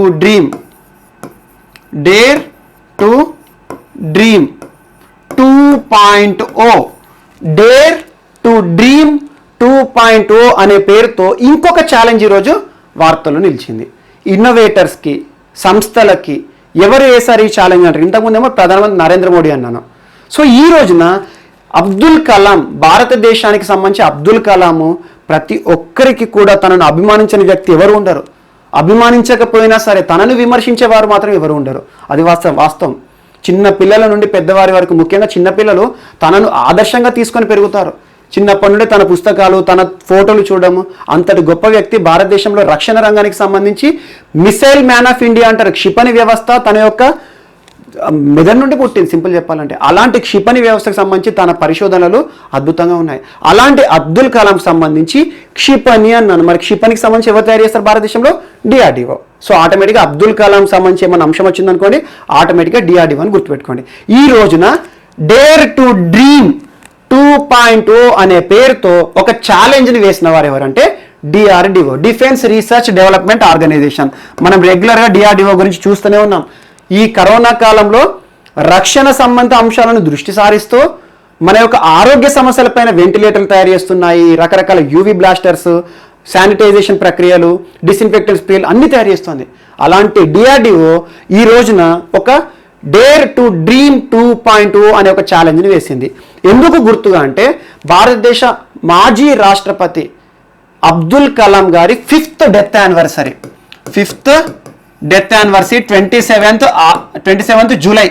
27th జూలైని దృష్టిలో ఉంచుకొని ఏం చెప్పింది అంటే, కొత్తగా ఇన్నోవేటర్సే కానివ్వండి, స్టార్టప్సే కానివ్వండి, రక్షణ రంగానికి సంబంధించి కానివ్వండి, మీ యొక్క ఆలోచనలు, మీ యొక్క ఐడియాస్, మీ యొక్క యాప్స్ని మాతో పంచుకోండి. అందుకోసం పారితోషికం కూడా మీకు ఇస్తాం, బహుమానం కూడా ఇస్తాము. మొదటి ప్రైజ్కి 10 లక్షలు, రెండో ప్రైజ్కి 5 లక్షలు అని. మళ్ళీ ఇది కూడా ఒక ప్రోత్సాహకరమైన అంశమే. బట్ దీనికి సంబంధించి డీటెయిల్స్ అన్నీ అడగారు. ఒకటే గుర్తుంచుకోండి, ఇటీవల వార్తల్లో నిలిచిన డేర్ టు డ్రీమ్ 2.0 అనేది ఛాలెంజ్ ఎవరు ప్రకటించారు? DRDO. ఎందుకోసము? రక్షణ రంగానికి సంబంధించి. ఎవరికి జ్ఞాపకంగా? Missile man of India Abdul Kalam గారి వర్ధంతి, 5th వర్ధంతికి సందర్భంగా 27th జూలై రోజున ఈ యాప్ అనేది, ఈ ఛాలెంజ్ అనేది వార్తల్లో నిలిచింది. Most important. And next, world health organisation. ప్రస్తుతం ప్రపంచమంతా కూడా ఇప్పటి వరకు ఏ ఒక్క పేరుని కానీ, ఏ ఒక్క పదాన్ని కానీ ఇన్నిసార్లు ఎవరు ప్రొనౌన్స్ చేసి ఉండరు. ఎవరైనా ప్రతి ఒక్కరి నోటి నుండి ఒక్కసారైనా, మైండ్ నుండి ఒక్కసారైనా వచ్చిన పదము కరోనా. అలాంటి కరోనా కాలంలో కరోనాతో పాటు ఇంకొక సంస్థ కూడా చాలా ఫేమస్ అయిపోయింది, WHO. జెనీవా హెడ్ క్వార్టర్గా ఉంటుంది, స్విట్జర్లాండ్. సో టెడ్రోస్ అదనం చీఫ్, రెగ్యులర్గా మనం చూస్తున్నాము. ఇటీవల WHO కొన్ని కీలకమైన అంశాలను ప్రస్తావించింది. అదేంటంటే మనకు తెలుసు, జనవరి 30 కరోనాని దృష్టిలో ఉంచుకొని ఇదొక మహమ్మారి ప్రపంచాన్నే ముంచేస్తుంది. ఎవరైతే దీన్ని నిర్లక్ష్యం చేస్తారో దాని బారిన ఖచ్చితంగా నష్టపోతారు అని చెప్పేసి వరల్డ్ హెల్త్ ఎమర్జెన్సీగా కరోనాని ప్రకటించిన తేదీ WHO జనవరి 30. సో అలా ఏదైనా వరల్డ్ హెల్త్ ఎమర్జెన్సీగా ప్రకటిస్తే దాని యొక్క ఆ మహమ్మారి ఏం చేస్తుంది అంటే ప్రపంచం మొత్తాన్ని ఆర్థిక పరంగా ప్రాణ నష్టమే కానివ్వండి, ఆర్థికపరమైన నష్టం కానీ కల్పిస్తుంది. సో ఇలాంటి వాటిని WHO హెల్త్ ఎమర్జెన్సీ ప్రకటిస్తుంది. అండ్ ఇప్పటి వరకు 6 times హెల్త్ ఎమర్జెన్సీని ప్రకటించారు. సో ఆ హెల్త్ ఎమర్జెన్సీ ఏవైతే ఉంటాయో అన్ని హెల్త్ ఎమర్జెన్సీలను దారుణమైన హెల్త్ ఎమర్జెన్సీ ఏదంటే కరోనా. సో ఈ కరోనా హెల్త్ ఎమర్జెన్సీ ప్రకటించి 6 నెలలు అవుతుంది ఇప్పటికి. ఎప్పటికి? జూలై 30కి. సో 6 నెలలను దృష్టిలో ఉంచుకొని, ఈ జూలై 30ని దృష్టిలో ఉంచుకొని WHO ఏం చెప్తుంది అంటే మళ్ళీ ఒక సమీక్ష సమావేశాన్ని ఏర్పాటు చేస్తాం. ఏ దేశము ఏ చట్టాలు ప్రయోగిస్తోంది. ఇంతకుముందు లా ల్యాబ్ అని నిన్న క్లాసు చూడండి, లా ల్యాబ్ అంటే ఏంటి. సో COVID-19 లా ల్యాబ్ ఎలా దానిపైన పోరాడుతున్నాయి, దీనికి సంబంధించి ఎలాంటి చర్యలు తీసుకుంటున్నాయి, కరోనా బారిన ఏ దేశం ఎక్కువ పడుతుంది. అండ్ ఇంకొక అంశాన్ని కూడా ప్రస్తావించారు టెడ్రోస్ అదనం గారు. ఏమన్నారంటే ఎవరైతే WHO ఇచ్చిన గైడ్లైన్స్ని ఫాలో అయ్యారో వారు ఈరోజు కరోనాపై విజయాన్ని సాధించారు. ఎగ్జాంపుల్స్ కొన్ని ప్రకటించారు. మీరు చూడండి, ఇటీవల న్యూజిలాండ్ గురించి మనం చర్చించుకున్నాము. కరోనా ఫ్రీ దేశంగా న్యూజిలాండ్ అవతరించిందని జెసిండా అడర్న్ న్యూజిలాండ్ సంబంధించి చీఫ్ చెప్పడం జరిగింది. అండ్ మోస్ట్ ఇంపార్టెంట్, ఇటీవల కాలంలో కరోనాకి సంబంధించి కరోనా కాలంలో స్పోర్ట్స్ అన్ని పోస్ట్పోన్ అవుతున్నాయి. ఇలాంటి పరిస్థితుల్లో కరోనా సమయంలో ఒక ఫుట్బాల్ మ్యాచ్ నిర్వహించి 30,000 మంది ప్రేక్షకుల మధ్యలో ఫుట్బాల్ మ్యాచ్ నిర్వహించి వియత్నాం వార్తలు నిలిచింది. అది మనం చర్చించుకున్నాం. అండ్ మోస్ట్ ఇంపార్టెంట్, మొట్టమొదటి యూరోపియన్ కంట్రీ మాంటెనెగ్రో కరోనా ఫ్రీగా మారింది అని చెప్పాము. అది మనం చర్చించుకున్నాం. సో ఇవన్నీ కూడా ఏంటంటే WHO ఇచ్చే గైడ్లైన్స్ ఆధారంగా నడుచుకున్నాయి. అందుకే కరోనాని జయించాయి. కొన్ని దేశాలు పట్టించుకోవట్లేదు. అందులో చూడండి, అమెరికా లాంటి దేశం చూడండి, అమెరికాకి WHOకి మధ్యలో ఘర్షణ, అమెరికాకి చైనాకి మధ్యలో ఘర్షణ. WHO అనేది చైనా చెప్పుడు చేతుల్లో పనిచేస్తుందని అమెరికా విమర్శించడం, ఇలాంటి విమర్శలకు కూడా గురవుతుంది. ఏది ఏమైనా కూడా ఈ 6 నెలలైన సందర్భంగా WHO మరొకసారి సమీక్ష సమావేశాన్ని వర్చువల్గా కండక్ట్ చేయాలని చెప్పేసి ఆలోచిస్తుంది. సో జూలై 30 6 నెలలను జ్ఞాపకంగా. అండ్ మోస్ట్ ఇంపార్టెంట్ చూడండి, WHO కరోనాని ఏ రోజున వరల్డ్ హెల్త్ ఎమర్జెన్సీ కింద ప్రకటించింది అంటే జనవరి 30. అలా విపరీతంగా ఇంకా కేసెస్ అనేవి పెరుగుతున్నాయి, వేవ్స్ మీద వేవ్స్ స్టార్ట్ అవుతున్నాయి అని చెప్పేసి ప్రకటించింది. ఇది ఒకటి మోస్ట్ ఇంపార్టెంట్. సో హర్దోయ్ ప్రాంతం, లక్నో, ఈ మ్యాప్ ఎందుకు చూపిస్తున్నా అంటే ఇది యూపీకి సంబంధించి, ఉత్తరప్రదేశ్కి సంబంధించి. సో అంత గొప్ప పెద్ద ఇంపార్టెంట్ ఏం కాదు, కాకపోతే దీనికి లింక్ 2 టాపిక్స్ ఉన్నాయి. ఇటీవల మనం చూసాము, మధ్యప్రదేశ్ రాష్ట్రానికి తాత్కాలిక గవర్నర్గా ఆనందీబెన్ పటేల్, ఒకప్పటి గుజరాత్ మాజీ ముఖ్యమంత్రి, ప్రస్తుతం యూపీకి గవర్నర్గా ఉన్న ఆనందీబెన్ పటేల్ గారు అదనపు బాధ్యతలుగా మధ్యప్రదేశ్కి నియమితులయ్యారని మనం ఒక 15 days బ్యాక్ నేర్చుకున్నాం. కానీ ఇటీవల మధ్యప్రదేశ్కి సంబంధించి ఇంకొక అంశం వార్తలోకి వచ్చింది. అదనపు గవర్నర్గా అన్నాను అంటే ఎక్స్ట్రా ఒక ఇన్ఛార్జ్ గవర్నర్గా ఆనందీబెన్ పటేల్ వచ్చారు. అందుకు ఆ మధ్యప్రదేశ్ గవర్నరు అస్వస్థతకు గురయ్యారు, లాల్జీ టండన్. సో తను చనిపోయారన్న విషయం కూడా మనం చూసాము, నేర్చుకున్నాము. సో లాల్జీ టండన్ యూపీకి సంబంధించిన కీలకమైన వ్యక్తి, బీజేపీకి సంబంధించి కేంద్ర మంత్రిగాను రాష్ట్రాల మంత్రిగా కానీ చాలా సేవలు చేశాడు. అలాంటి లాల్జీ టండన్ని దృష్టిలో ఉంచుకొని ఈ రోజున యూపీలోని లక్నో మున్సిపల్ కార్పొరేషన్ లాల్జీ టండన్ పేరు మీద ఒక రోడ్డుకి నామకరణం చేసింది. లక్నో మున్సిపల్ కార్పొరేషన్ లాల్జీ టండన్ పేరు మీద. లాల్జీ టండన్ ఎవరు? ఇటీవల మరణించిన మధ్యప్రదేశ్ గవర్నర్. సో తనను జ్ఞాపకంగా యూపీ వ్యక్తి కాబట్టి యూపీకి సంబంధించి టండన్ మార్గ్ అనే పేరుతో ప్రారంభించింది. టండన్ మార్గ్, లాల్జీ టండన్లో టండన్ తీసుకుంది, మార్గ్ అంటే రహదారి. ఆ రహదారి ఎందుకు కొత్తగా నిర్మించింది కదా, ఆల్రెడీ ఉన్న రహదారి ఏదైతే ఉందో ఆ రహదారికి సంబంధించే పేరు పెట్టింది. ఎక్కడి నుండి బయలుదేరుతుంది? అది యూపీలోని లక్నో నుండి హర్దోయ్ ప్రాంతానికి ఉన్న రహదారికి టండన్ మార్గ్ అనే పేరుతో నామకరణం చేసింది. అండ్ ఈరోజు ఇంకొక అప్డేట్, ఇక్కడ ఆనందీబెన్ పటేల్ గారు మధ్యప్రదేశ్కి తాత్కాలిక గవర్నర్, ఇన్ఛార్జ్ గవర్నర్ అన్నాను. తనని మధ్యప్రదేశ్ యూపీకి 2 రాష్ట్రాల గవర్నర్గా, ఫుల్ టైం గవర్నర్గా మారుస్తూ రాష్ట్రపతి గారు ఉత్తర్వులు కూడా ఇచ్చారు. అదొకటి కూడా మనకి ఇంపార్టెంట్ అప్డేట్. సో ఇదొకటి కూడా మనకు most important. Next, so consulate general, ఎప్పుడైనా చూడండి ప్రపంచంలోని ఏ దేశం కూడా సొంతంగా తనకు తాను బ్రతకదు. మనకు అవసరాలు ఉంటాయి, దిగుమతులు చేసుకోవాలి. వేరే దేశానికి అవసరాలు ఉంటాయి, మనకు మిగులుని ఎగుమతి చేసుకుంటాం. ఇదే ప్రపంచ దేశాల మధ్యలో సంబంధాలు ఉంటాయి. ఒక దేశ నాయకుడు, చర్చలు, దానికి సంబంధించి వాళ్ళ మధ్యలో ఒప్పందాలు ఏం జరిగినాయి, ఇవన్నీ మనం రెగ్యులర్గా చూస్తూ ఉంటాం. సో ఈ రోజున చైనాకి అమెరికాకి మధ్యలో ఒక ఘర్షణ వాతావరణం, ట్రేడ్ వార్ ఎంతలా ఉందో మనం చూసాము. WHO విషయంలోనే బయటికి వస్తున్నాం అమెరికా అనేది కారణం చైనా అని చెప్పింది. ఇలాంటి అంశాలన్నీ చూస్తున్నాం. ఈ రోజున ఇంకా ఈ వివాదం ముదిరి ఏమైంది అంటే అమెరికాకి చైనాకి మధ్యలో, America, USA, China. So most important చూడండి ఏంటంటే, ఎగ్జాంపుల్ చెప్తాను, భారతదేశమే ఉంది. భారతదేశం ఈ రోజున అమెరికా తోటి ఎన్నో సంబంధాలు పెట్టుకుంటుంది, పాకిస్తాన్తో ఎన్నో సంబంధాలు. పాకిస్తాన్ మన శత్రు దేశమైనా మన సంబంధాలు మనకు ఉంటాయి, మన అవసరాలు వాళ్ళకు ఉంటాయి. ఏవైనా కూడా ఖచ్చితంగా ఆ దేశాల్లో ఈ దేశాల మధ్యలో ఒప్పందాలు అనేవి కామన్. సో అలా ఒప్పందాలు 2 దేశాల మధ్యలో, అమెరికాకి ఇండియాకి మధ్యలో ఒక ఒప్పందం జరిగింది అనుకోండి, దాన్ని పర్యవేక్షించడానికి ఆ దేశానికి సంబంధించిన ఒక రాయబారి మన దగ్గర ఉంటాడు, మనకు సంబంధించిన రాయబారి ఆ దేశంలో ఉంటాడు. ఇటీవల కొత్త రాయబారుల నియామకం జరిగిందని 3 పేర్లు మీకు ప్రస్తావించాను క్రితం క్లాస్లో చూడండి. అలా హై కమిషనర్ అని, రాయబార్ అని, దౌత్యవేత్త అని మనం పిలుస్తూ ఉంటాము. అలా 2 దేశాల మధ్యలో ఒప్పందాలను పర్యవేక్షించేవాడు రాయబారి. తనకు సంబంధించి ఎంబసీ అని, కాన్సులేట్ అని ఒక ఆఫీస్ ఉంటుంది. ఎగ్జాంపుల్, ఇండియా నుండి ఒక అంబాసిడర్ పోయింది అనుకోండి అమెరికాకి, ఆ ఒప్పందాలు చూసుకోవడానికి తనకు ఒక అధికారికంగా ఒక ఆఫీస్ ఉంటుంది. అది కాన్సులేట్ ఆఫీస్ అంటాము, లేదా ఎంబసీ అంటాము. సో అలాంటి ఆఫీసు ఈ రోజున అమెరికాకి చైనాకి మధ్యలో దొరికింది. అదేంటంటే ఇటీవల మీరు చూడండి, చైనాకి అమెరికాకి మధ్యలో జరుగుతున్న ఘర్షణలో అమెరికా ఏం చెప్పింది, చైనాకి సంబంధించిన కన్సులేట్ ఆఫీస్ ఏదైతే అమెరికాలో ఉందో అది మా దేశానికి సంబంధించి రహస్య సమాచారాన్ని చోరీ చేస్తోంది, మాకు దీనిపైన భద్రతా సమస్యలు ఉన్నాయని చెప్పేసి ఆ కాన్సులేట్ని క్లోజ్ చేస్తున్నాము, ఖాళీ చేయాలి అని ప్రకటించింది. సో దీనికి పర్యవసానంగా ఫలితంగా చైనా ఏం చేసింది, చైనాలో కూడా అమెరికాకి సంబంధించి అధికారి ఉంటారు కదా, కాన్సులేట్ ఆఫీస్ ఉంటుంది కదా, అలా consulate office of United States of America ఏదైతే ఆఫీస్ ఉంటుందో చైనాలో, అది చెంగ్డూ ప్రావిన్స్లో ఉంటుంది. చెంగ్డూలోనేమో America embassy, America consulate office చైనాలో ఉంటుంది. అదే అమెరికాలో చైనా ఆఫీస్ ఉంటుంది కదా, అది ఎక్కడ ఉంటుందంటే హూస్టన్లో ఉంటుంది. హూస్టన్ అనగానే మీకు గుర్తు రావాలి, ఇటీవల హౌడీ మోడీ జరిగింది. సో హూస్టన్లోనేమో చైనా ఆఫీస్ ఉంటుంది, చైనాలో చెంగ్డూలోనేమో అమెరికా ఆఫీస్ ఉంటుంది. చెంగ్డూలో ఉన్న అమెరికా కాన్సులేట్ ఆఫీస్ని, consulate general of United States of అమెరికాని క్లోజ్ చేసేసింది, లాక్ కూడా వేసేసింది. అండ్ మోస్ట్ ఇంపార్టెంట్, ఒక దేశంలో వేరే దేశ రాయబారి ఉండే ఆఫీస్ ఏదైతే ఉంటుందో దానిపైన తన యొక్క దేశం యొక్క జెండా ఎగురుతుంది. ఈరోజు ఇండియాలో అమెరికా ఆఫీస్ ఉంటుంది కదా, అమెరికా జెండా ఉంటుంది. సో ఈరోజు చైనాలో చెంగ్డూలో ఉన్న ఈ అమెరికా ఆఫీస్ పైన ఉండే జెండా, అమెరికా జెండాని కూడా చైనా తొలగించింది. మళ్ళీ ఈ వివాదం ఎంత దూరం పోతుందో చూడాలి. సో ఈరోజు 2 దేశాల మధ్యలో ఎంబసీ, సింపుల్ చెప్పాలంటే కాన్సులేట్ ఆఫీస్ మధ్యలో ఘర్షణ. ఒక దేశం మూసేస్తా అని చెప్పే లోపల ఇంకో దేశం మూసేసింది, చైనా. ఇలా ఒకటి వార్తలు నిలిచింది.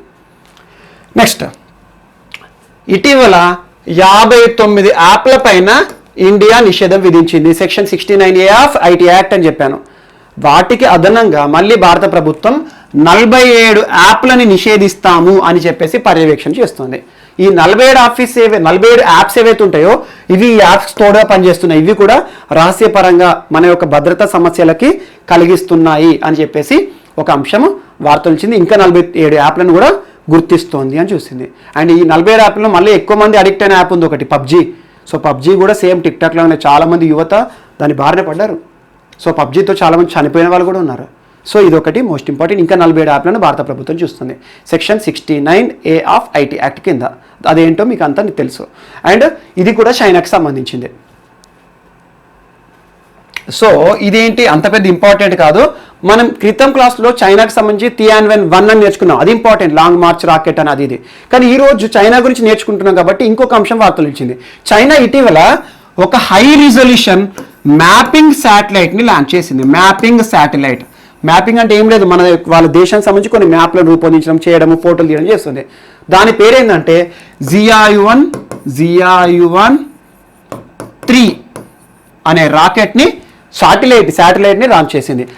ఈ రాకెట్ ఉంది కదా, ఈ రాకెట్ లోపల శాటిలైట్ ఉంటుంది ముందర భాగంలో, పేలోడ్ అంటాము. సో ఇది పోతుంది, తర్వాత ఆ శాటిలైట్ ఒకటి మిగిలిపోతుంది అన్నట్టు. ఈ రాకెట్ తీసుకుపోయే రాకెట్ ఉంటుంది కదా, అదేంటి చైనా అనగానే గుర్తుపెట్టుకోండి, లాంగ్ మార్చ్ అనే రాకెట్ ఆధారంగానే ఉంటాయి. లాంగ్ మార్చ్ 4B రాకెట్ ద్వారా ఈ శాటిలైట్ని పంపుతున్నట్టుగా చైనా చెప్పింది, పంపించేసేసింది. సో ఇదొకటి కూడా ఎక్స్ట్రా ఇన్ఫర్మేషన్. కానీ Tianwen-1 చెప్పాను కదా, అది ఇంపార్టెంట్, అది చాలా చూడండి, దాని గురించి క్వశ్చన్స్ కూడా రావచ్చు. మార్స్ పైన ప్రయోగము, ఇండియాతో కంపేర్ చేసి చెప్పాను కదా, అది ఇంపార్టెంట్. సో ఈ రోజు ఏమంటే Xiaoyuan-3 అనే రాకెట్ శాటిలైట్ వార్తలు ఇచ్చింది. అదొక mapping satellite, high resolution mapping satellite. దీన్ని ఏ రాకెట్ ద్వారా పంపింది చైనా అంటే లాంగ్ మార్చ్ 4B రాకెట్ ద్వారా పంపింది. అదొకటి ఎక్స్ట్రా ఇన్ఫర్మేషన్. నాసా, అమెరికాకి సంబంధించి అంతరిక్ష కేంద్రం నాసా. రెగ్యులర్గా మనకి ఇటీవల కాలంలో ఏం చూసాము, అమెరికా అంతరిక్ష కేంద్రం నాసాకి సంబంధించి అడ్మినిస్ట్రేటివ్ బ్లాక్ యొక్క పేరు మారుస్తున్నట్టుగా మనం నేర్చుకున్నాము. ఆ పేరు ఎవరిది పెట్టారు, తను ఏంటి స్పెషాలిటీ అవన్నీ చూసాం. ఈ రోజున నాసా ఎందుకు వార్తలో వచ్చిందంటే, నాసా రెగ్యులర్గా చూడండి, ఇటీవల ఫాల్కన్ 9 ఏదైతే ఉందో స్పేస్ ఎక్స్ సంస్థ, దానికి సంబంధించి ప్రోత్సాహం ఇచ్చింది. మొట్టమొదటి ప్రైవేట్ రాకెట్ నడిపేసేసి చరిత్ర సృష్టించింది space X. Falcon 9 crew dragon అవన్నీ నేర్చుకున్నాం. దానికి ప్రోత్సాహం ఇచ్చింది నాసానే. ఎందుకంటే ఆ లాంచింగ్ టెక్నాలజీ అవన్నీ. ఈ రోజున నాసా ఎందుకు వార్తలు నిలిచింది అమెరికా కంటే, ఇప్పటి వరకు మనం అంతరిక్షంలో ప్రయోగాలు చూసాము. చంద్రుని పైన ప్రయోగము, మార్స్ పైన, అంగారకుని పైన ప్రయోగాలు చూసాము. కానీ ఈ రోజున ఒక కొత్త అంశం ఏంటంటే, భూమిపైన ఒక ఘర్షణ వాతావరణం ఉంటుంది. ఒక అంశం ఏంటంటే న్యూక్లియర్ పవర్ ప్లాంట్స్. మన న్యూక్లియర్ పవర్ ప్లాంట్స్ ఎక్కడైతే ఇండియాలో ఉంటాయో ఆ చుట్టుపక్కల ఉండే ప్రాంతాలన్నింటిలో కూడా ఘర్షణ ఉంటుంది. ప్రజలు యాక్సెప్ట్ చేయరు. మీరు చూడండి, తారాపూర్, జైతాపూర్, లేకపోతే కైగా, నరోరా, కాక్రపారా, ఈ చుట్టుపక్కల ఉండే ప్రజలందరూ కూడా ఎక్కడ అణుతీసుకోవడం జరుగుతుంది, ఎక్కడ మేము తరాల తరబడి దానికి ఇబ్బంది పడతామని చెప్పేసి ఘర్షణలు చేస్తూ ఉంటారు. అలాంటిది భూమిపైనే ఘర్షణ ఉండే ఈ న్యూక్లియర్ పవర్ ప్లాంట్స్ విషయంలో అంతరిక్షంలో న్యూక్లియర్ పవర్ ప్లాంట్స్ని ఏర్పాటు చేస్తాము అని కీలక అంశంతో బయటకు వచ్చింది. సో అంతరిక్షంలో న్యూక్లియర్ పవర్ ప్లాంట్ అంటున్న పవర్ ప్లాంట్ ఎందుకు? ఫ్యూచర్లో మానవ మనుగడ అనేది మనం చంద్రుని పైన, అంగారకుని పైన చూడబోతున్నామని పరిశోధనలు జరుగుతున్నాయి. సో అలాంటి మానవ మనుగడకు అవసరమైంది విద్యుత్. అలా విద్యుత్ని జనరేట్ చేయడానికి న్యూక్లియర్ పవర్ ప్లాంట్స్ అనేది అవసరం. ఆ న్యూక్లియర్ పవర్ ప్లాంట్స్ని అంతరిక్షంలో ఏర్పాటు చేస్తే ఎలా ఉంటుంది, దానిపైన పరిశోధన చేయండి అని అమెరికాలో ఉన్న న్యూక్లియర్ రీసెర్చర్స్ అందరినీ కూడా పిలుచుకొని ఒక సమావేశం పెట్టుకుంది. సో అన్నీ ఓకే అయిపోతే ఇక అంతరిక్షంలో కూడా న్యూక్లియర్ పవర్ ప్లాంట్లను ఏర్పాటు చేసే అవకాశాలు ఉంటాయి. అలా ఫ్యూచర్లో వచ్చే పవర్ జనరేషన్ కోసం న్యూక్లియర్ అనే అంశం వార్తలు ఇచ్చింది. సో నాకు తెలిసి మొట్టమొదటి అంతరిక్షంలో న్యూక్లియర్ పవర్ ప్లాంట్స్ అనే అంశంతో ఏ దేశం ముందుకు వచ్చిందంటే అమెరికాకు సంబంధించిన నాసా. సో ఇదొకటి. Next, Khelo India. సో మనం రెగ్యులర్గా చూస్తున్నాం Khelo India sports centre of excellence. Sports centre of excellence అని భారతదేశంలో ఇటీవల 8 రాష్ట్రాల్లో స్పోర్ట్స్ సెంటర్ ఆఫ్ ఎక్సలెన్స్, అందులో తెలంగాణ కూడా ఏర్పడిందని. అలా క్రీడాకారులకు ప్రోత్సాహకాలు ఇవ్వడానికి ఖేలో ఇండియా స్పోర్ట్స్ సెంటర్స్ అద్భుతంగా పనిచేస్తాయని మనం నేర్చుకున్నాం. ఈ రోజున ఖేలో ఇండియాకి సంబంధించి 4th games, Khelo India youth games 4th edition ఏ రాష్ట్రంలో జరగబోతున్నాయి అంటారు? హర్యానాలో జరగబోతున్నాయి. ఎప్పుడు? ఈ కరోనా కాలంలో మాత్రం కాదు, 2021లో ఖేలో ఇండియా యూత్ గేమ్స్కి ఆతిథ్యం ఇచ్చే రాష్ట్రము హర్యానా. హర్యానా నుండి పెంచమాల ప్రాంతంలో ఖేలో ఇండియా యూత్ గేమ్స్ అనేవి జరుగుతాయి. దీనికి సంబంధించి కీలక ప్రకటన ఎవరు చేశారంటే హర్యానా ముఖ్యమంత్రి మనోహర్ లాల్ ఖట్టర్ మరియు భారతదేశ కేంద్ర క్రీడా శాఖ మంత్రి కిరణ్ రిజిజు గారు సంయుక్తంగా వర్చువల్గా ఒక అనౌన్స్మెంట్ చేశారు. 2021 Khelo India sports youth games 4th edition అనేది హర్యానాలో 2021లో పెంచమాల ప్రాంతంలో జరుగుతాయి అని చెప్పేసి చెప్పడం జరిగింది. ఇది ఒకటి కూడా మోస్ట్ ఇంపార్టెంట్. మన నెక్స్ట్ టాపిక్ ఇంకోటి ఏంటంటే ఈ రోజున ఇస్తాంబుల్ కన్వెన్షన్. ఏంటి ఇస్తాంబుల్ కన్వెన్షన్? ఒకటే విషయం, 2019 మార్చ్ వరకు around 45 countries plus European union దేశాలన్నీ కూడా ఈ ఇస్తాంబుల్ కన్వెన్షన్లో పార్టీస్గా ఉన్నాయి. ఎందుకోసం ఈ ఇస్తాంబుల్ కన్వెన్షన్ ఎందుకోసం ఉద్దేశించబడింది అంటే, మనం చూస్తూ ఉంటాం మహిళలపైన హింసలు కానివ్వండి, మహిళలపైన జరుగుతున్న గృహహింస కానివ్వండి. సో ఏ దేశంలో అయినా కూడా గృహహింస మహిళల విషయంలో చాలా దారుణంగా ఉంది. ప్రతి దేశం, ఏ దేశం కూడా దీనికి అతీతం కాదు. సో మహిళలపై జరుగుతున్న గృహహింస మరియు మహిళలపై జరుగుతున్న ఎలాంటి హింసనైనా కూడా ఆపడానికి, దాన్ని నియంత్రించడానికి ఏర్పాటు చేయబడ్డ ఒక కన్వెన్షనే మనకి ఇస్తాంబుల్ కన్వెన్షన్.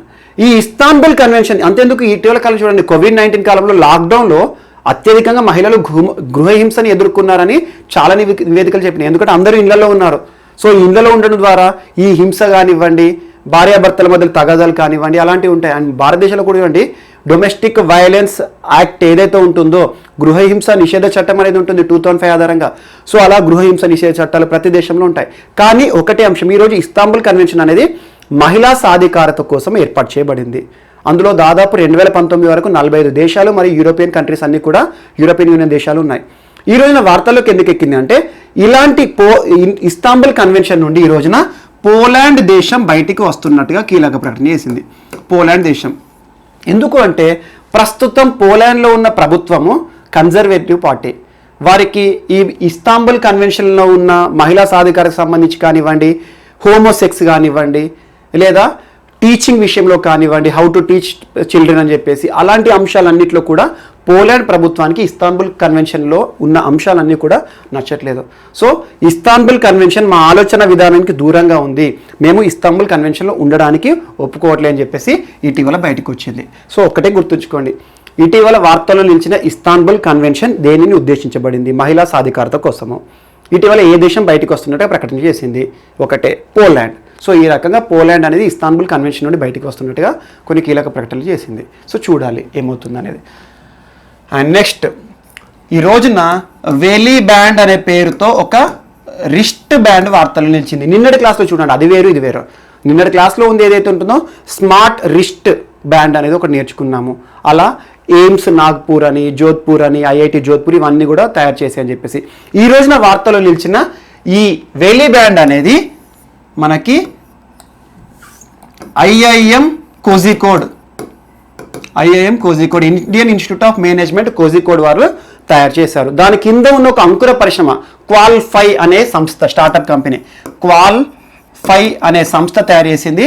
సో ఇలాంటి పరికరాలు, వార్తల్లో నిలుస్తున్న కోవిడ్ రిలేటెడ్ పరికరాలు కానివ్వండి, యాప్స్ కానివ్వండి, పోర్టల్స్ కానివ్వండి, మందులు కానివ్వండి, ఇవి డెఫినెట్లీగా రాయండి, చదవండి. డెఫినెట్లీ ప్రతిసారి చెప్తున్నాను. సో ఈ రోజున వార్తలు నిలిచింది ఏంటంటే వెలీ బ్యాండ్ పేరుతో ఒక రిస్ట్ బ్యాండే, ఇది వేరు, నిన్న చెప్పిన అంశం వేరు అని చెప్పాను. సో దీన్ని తయారు చేసింది ఎవరంటే Indian institute of management Kozhikode వాళ్ళు తయారు చేశారు. దీని యొక్క ఉపయోగం ఏంటంటే మనకు తెలుసు, కరోనాని అంతమొందించాలి, కరోనాని దూరం చేయాలంటే ఒకటే ఒక అంశం. అదేంటంటే ప్రస్తుతం మనం రెగ్యులర్గా చూస్తూ ఉన్నాము, social distance is the only solution to eliminate కరోనాని దూరం చేయడానికి సోషల్ డిస్టెన్సింగ్ మెయింటైన్ చేయాలి, ఫిజికల్ డిస్టెన్సింగ్ కానీ. అలా ఒక వ్యక్తికి కనీస డిస్టెన్స్ అనేది ఉండాలి. ఆ డిస్టెన్స్ని అలర్ట్ చేయడానికి ఇది ఉపయోగపడుతుంది. ఒక వ్యక్తికి మధ్యలో ఎంత దూరం ఉండాలి, ఆ దూరం అనేది తగ్గిందనుకోండి, ఇద్దరు వ్యక్తులకి అలారం ఇవ్వడం కానివ్వండి, వైబ్రేట్ అవ్వడం కానివ్వండి, ఎల్ఈడి లైట్ ఇవ్వడం కానివ్వండి. ఎగ్జాంపుల్, ఇదే వెలీ బ్యాండ్ వేరే వాళ్ళు కూడా ధరించారనుకోండి, దగ్గరికి వచ్చినప్పుడు ఈ లైట్ బ్లింక్ అవ్వడం కానివ్వండి. అలా కరోనాకి సంబంధించి కరోనా విషయంలో ఎలాంటి జాగ్రత్తలు తీసుకోవాలి, సోషల్ డిస్టాన్సింగ్, ఇవన్నిటి కోసం ఉద్దేశించబడిందే ఈ రోజున వార్తలు నిలిచిన వెలీ బ్యాండ్. దీన్ని ఎవరు తయారు చేశారంటే ఐఐఎం కోజికోడ్ వాళ్ళు తయారు చేశారు. ఇది ఒకటి కూడా వార్తలు నిలిచింది. కానీ దీనికంటే మోస్ట్ ఇంపార్టెంట్ నిన్న చెప్పిన స్మార్ట్ రిస్ట్ బ్యాండ్, అది మాత్రం డెఫినెట్గా చూసుకోండి. అది ఏంటంటే మనకి టెక్నాలజీ ఆధారంగా అద్భుతంగా పనిచేస్తుందని చెప్పేసి చాలా సంస్థలు కూడా దాన్ని ప్రశంసించాయి. అదొకటి ఇంపార్టెంట్. ఈ రోజున వెలీ బ్యాండ్ పేరుతో ఒక స్టార్టప్ కంపెనీ క్వాల్5 వాళ్ళు తయారు చేశారు. ఎవరి కింద అంటే వాళ్ళు ఐఐఎం సంస్థ కింద పనిచేస్తున్నారు. నెక్స్ట్, గిరీష్ చంద్ర ముర్ము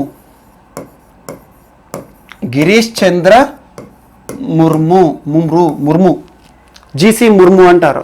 ఎవరి తను కీలకమైన వ్యక్తి.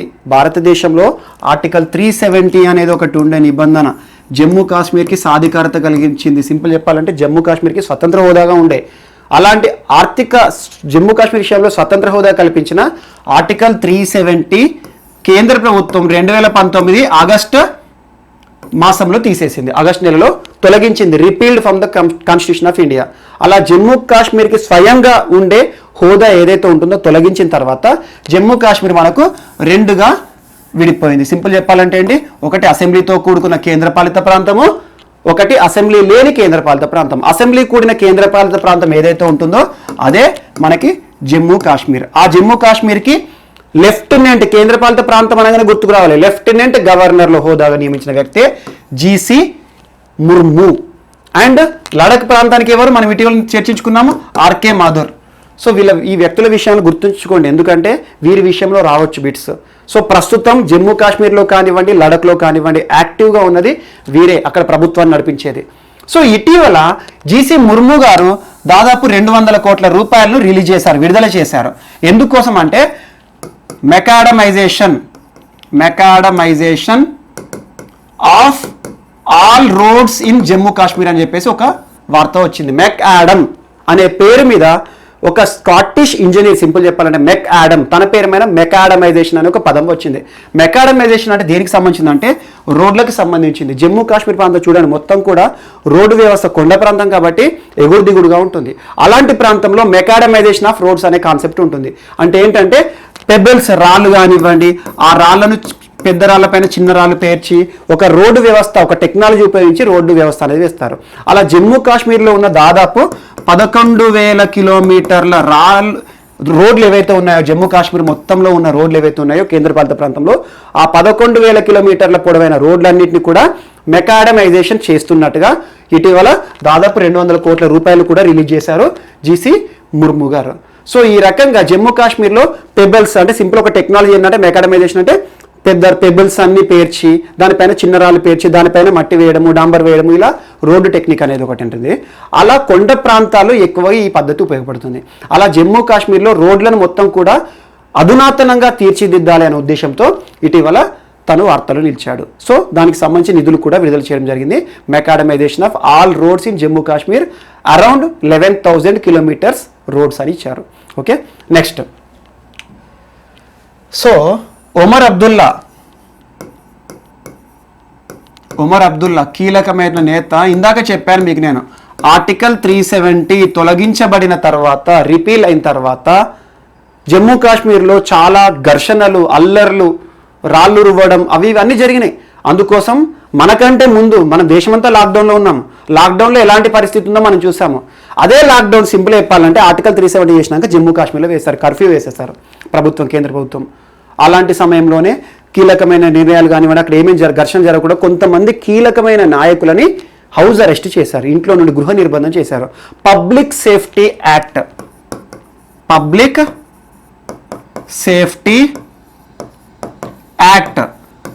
సేఫ్టీ యాక్ట్ కింద కీలకమైన ఒమర్ అబ్దుల్లా, ఫరూక్ అబ్దుల్లా ఇలాంటి నాయకులందరినీ కూడా గృహ నిర్బంధం చేసేశారు.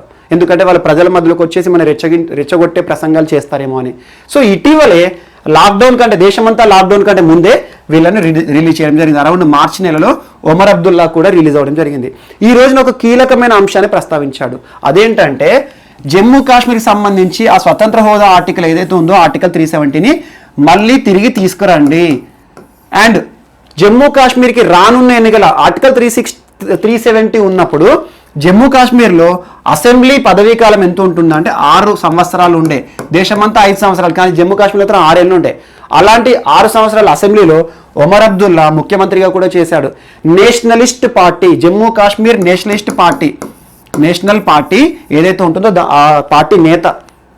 సో ఇటీవల ఇక రానున్న జమ్మూ కాశ్మీర్లో అసెంబ్లీ ఎన్నికల్లో నేను పోటీ చేయను అని ఒక కీలకమైన నిర్ణయాన్ని ప్రకటించాడు. ఎందుకోసం అంటే రీజన్ చెప్పాడు. జమ్మూ కాశ్మీర్కి సాధికారత లేనంత కాలము నేను అక్కడ పోటీ చేయను. జమ్మూ కాశ్మీర్ సాధికారత ఎవరు చేశారో కేంద్ర ప్రభుత్వం తీసేసింది, ఆర్టికల్ 370 తీసేసింది. సో అలా స్వతంత్ర హోదాలో ఉన్న జమ్మూ కాశ్మీర్ సాధికారత కోల్పోయింది కాబట్టి నేను పోటీ చేయదలుచుకోలేదు. మళ్ళీ ఆ సాధికారత వచ్చినాక మాత్రమే నేను రాజకీయాల్లో క్రియాశీలకంగా ఉంటాను అని చెప్పేసి ఒమర్ అబ్దుల్లా గారు ఇటీవల వార్తల్లో నిలిచారు. ఇది మోస్ట్ ఇంపార్టెంట్. ఎందుకంటే కొన్ని కీలకమైన నాయకులు పబ్లిక్ సేఫ్టీ యాక్ట్ ఆధారంగా ఇటీవల ఏ ప్రాంతంలో అధికారులను కానివ్వండి, సింపుల్ చెప్పాలంటే రాజకీయ నాయకుల్ని గృహ నిర్బంధం చేశారు అంటారు. సో ఒమర్ అబ్దుల్లా కూడా అందులో ఒకడు. ఇటీవల 8 నెలల పాటు హౌస్ అరెస్ట్ తర్వాత బయటికి రిలీజ్ అయ్యాడు తను. సో తను చూడండి, గూగుల్లో కూడా చూడండి, పెద్ద పెద్ద గడ్డాలతో బయటికి వచ్చాడు తను. సో ఈ రకంగా ఇటీవల రాజకీయానికి సంబంధించి కీలకమైన వ్యాఖ్యలు చేశాడు. సాధికారత జమ్మూ కాశ్మీర్ విషయంలో అంశం అనేది ప్రస్తావించాడు. అండ్ నెక్స్ట్ ఇటీవల రష్యాకి సంబంధించి కూడా మోస్ట్ ఇంపార్టెంట్, ఇందాకే మీకు చెప్పాల్సింది ఆ నాసా చెప్పినప్పుడు, రష్యా కూడా ఇటీవల రష్యా నావికా దళం ఒక కీలక ప్రకటన చేసింది. రష్యా నావికా దళంలో హైపర్సోనిక్ అటామిక్ వెపన్స్ ఉన్నాయి అని చెప్పేసి, అటామిక్ వెపన్స్. సో అదే గనక ఉంటే ప్రపంచంలోనే మొదటి దేశం అనుకోవచ్చు. ఇక హైపర్సోనిక్ అంటే చాలా ఫాస్టెస్ట్, మనకి 4 రకాలు ఉంటాయి: సబ్సోనిక్, సోనిక్, సూపర్సోనిక్, హైపర్సోనిక్. అన్నిటికంటే అడ్వాన్స్డ్, అన్నిటికంటే ఫాస్టెస్ట్ ధ్వని వేగంతో కంపేర్ చేస్తారు. ఈ సోనిక్ అనేది, సోనిక్ బూమ్ అవి ఉంటాయి మనకి, ఆ ధ్వని వేగంతో కంపేర్ చేస్తారు. ధ్వని వేగంతో సమానంగా ఉంటే ఏంటి అదంతా మీకు ఫిజిక్స్లో తెలుస్తుంది. So hypersonic advanced nuclear, simple చెప్పాలంటే అటామిక్ వెపన్స్ అనేవి మా దగ్గర ఉన్నాయి అని చెప్పేసి రష్యా కూడా కీలక ప్రకటన చేసింది. సో దాని గురించి ఏంటి, ఏదైనా ఎడిటోరియల్ కానీ ఇన్ఫర్మేషన్ అనేది ఉంటే మనం డెఫినెట్గా చూద్దాం. నెక్స్ట్ సి నారాయణ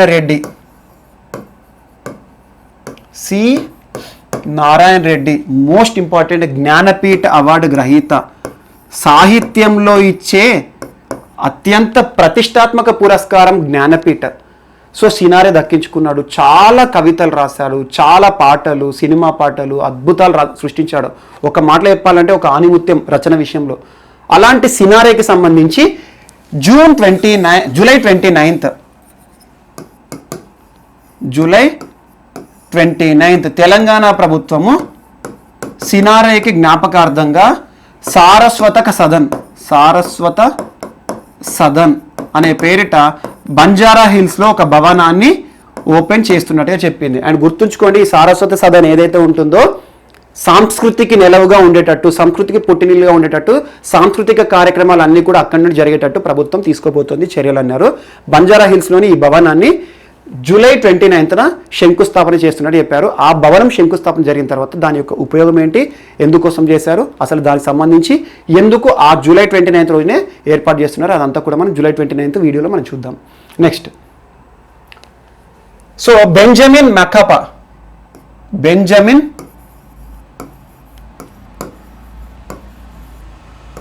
మకాపా ఎవరు ఇతను అంటే టాంజానియా మాజీ అధ్యక్షుడు బెంజమిన్ మకాపా ఇటీవల మరణించడం జరిగింది. అలా వార్తలు నిలిచాడు బెంజమిన్ మకాపా. సో టాంజానియాకి చాలా కాలము రాజకీయంగా యాక్టివ్గా ఉన్నాడు, చాలా వెల్ఫేర్ ప్రోగ్రామ్స్ కూడా తీసుకొచ్చాడు. సో అలాంటి బెంజమిన్ మకాపా ఈ రోజున చనిపోయిన వ్యక్తుల్లో మనకు వ్యక్తుల్లో నిలిచాడు. And next,